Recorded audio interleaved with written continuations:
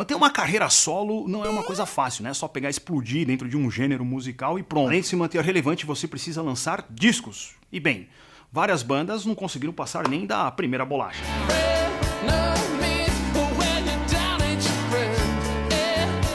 E alguns desses projetos deixaram um gostinho de quero mais. Outras apenas tinham um hit e cumpriram o seu papel na música pop e tá tudo certo. No vídeo de hoje a gente vai relembrar de várias bandas interessantes aí que lançaram apenas um disco e depois sumiram, acabaram, morreram. Infelizmente algumas delas, inclusive aí por umas coisas bem mais chatas, como a morte de um dos membros. Estamos começando mais um Caixa TV.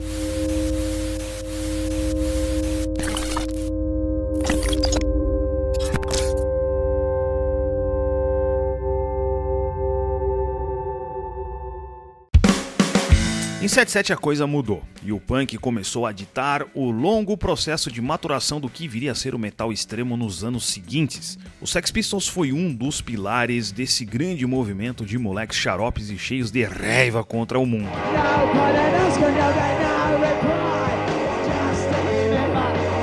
A ideia principal era debochar de tudo e de todos. A banda, empresariada pelo visionário Malcolm McLaren, lançou em 28 de outubro de 77 o seu primeiro e único disco, o Nevermind the Bollocks, Here's the Sex Pistols.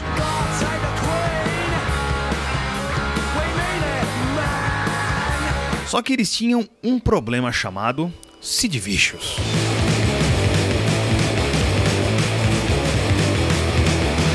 O Sid entrou no Sex Pistols para substituir o Mr. Glenn Matlock, mas antes ele tivesse ficado, porque a banda, que estava numa grande ascensão, acabou se fudendo por conta do comportamento autodestrutivo do Vicious, que caiu de corpo e alma na maldita heroína.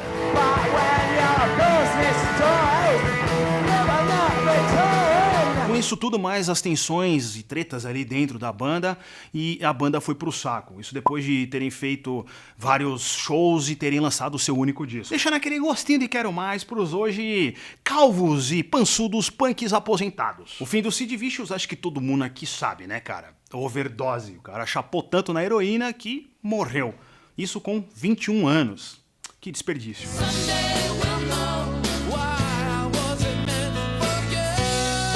Um belo dia você ligou na MTV e pimba. Passou na frente de alguma Marabras e pimba, lá estava a trilha sonora de fundo. Tava no gol bolinha do seu velho escutando a Jovem Pan 2 e pimba. O mundo jamais foi o mesmo depois de...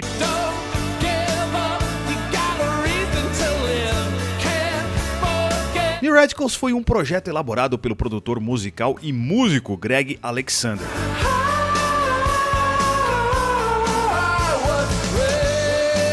Greg era velho de estrada, tinha tentado emplacar alguns projetos e todos eles foram falidos e de um certo modo, de um gosto meio duvidoso.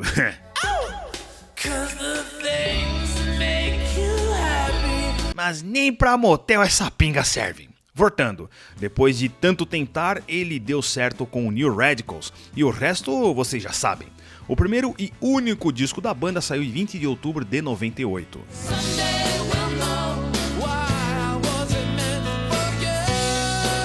Dizem as más línguas que o Greg na verdade só queria faturar o seu 1 milhão e depois vazar da cena mainstream. Outros depoimentos dele dão a entender que na verdade ele não queria era se vender pra grande máfia da indústria musical. Bom, o fato é que depois desse primeiro e único disco deles, ele nunca mais lançou nada com o New Radicals, e os fãs ficaram a ver navio.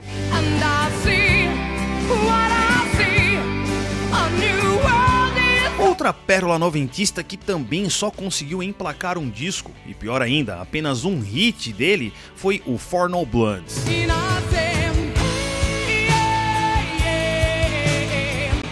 Apesar de só o WhatsApp ter pegado bem entre a grande massa, eu te dou um conselho de amigo. Escute as outras modas, porque tem bastante coisa legal nesse primeiro e único disco das meninas.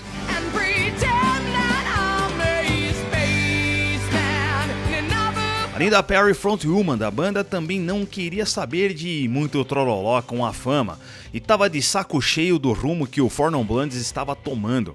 Logo, ela largou mão daquela pingaiada toda e seguiu em carreira solo. E claro, não teve a mesma repercussão que a sua ex-banda e seu clássico e único disco lançado em 13 de outubro de 92. Bigger, Better, Faster, More. Was I friendly? Or was I bragging? Assim como seu amigo de música, o Greg, a Linda também não queria saber muito dessa coisa de mainstream. Ele resolveu ficar na coisa do backstage, da produção ali. E até pegou discos da Christina Aguilera e da Pink pra produzir. Acredito eu que ficar no backstage, nos bastidores, seja bem mais vantajoso e lucrativo do que ficar ali naquela exposição do mainstream.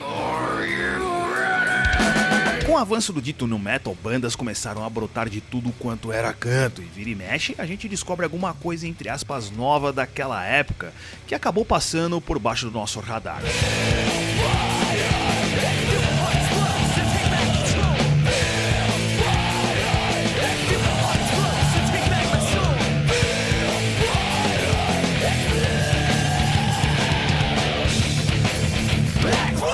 Ok, muita coisa passou pela mão da Roadrunner e do padrinho de muitas bandas do gênero, o Ross Robson, mas em 19 de março de 2002 saiu pelas mãos do produtor Colin Richardson o Untitled do 5.0.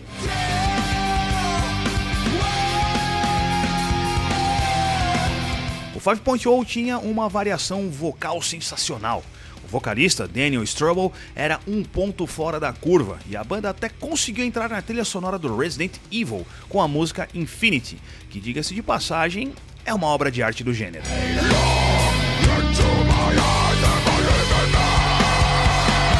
O que rolou é que depois de um ano da turnê desse único disco deles, o Daniel, que era casado com a guitarrista Cheryl, acabou se separando dela. E aí vocês já viram, né? Os outros membros da banda até cogitaram e prometeram, na verdade, ali continuar com o projeto, mas o 5.0 não foi tocado pra frente, eles não trocaram os membros que saíram e, infelizmente, acabou, né? É uma pena, porque essa bolachinha aqui, cara, é uma joia rara do subgênero aí do new metal.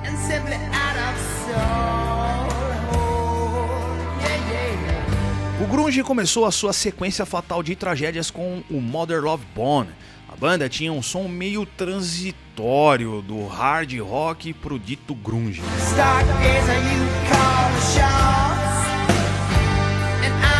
O caso do Mother Love Bone é bem triste. Meses antes do lançamento do primeiro e único disco deles, o Apple, de julho de 1990, o Andrew Wood morreu de overdose. Digamos que ali começou o clima de merda do grunge, que se arrastaria até a morte do Kurt. Claro que depois várias figuras ligadas a esse cenário, como o saudoso Chris Cornell e o Scott Weiland, viriam a morrer por circunstâncias parecidas e abuso de drogas. Mas o caso do Andrew é mais curioso porque o cara não teve nem a chance de curtir o único lançamento da sua banda. Uma pena.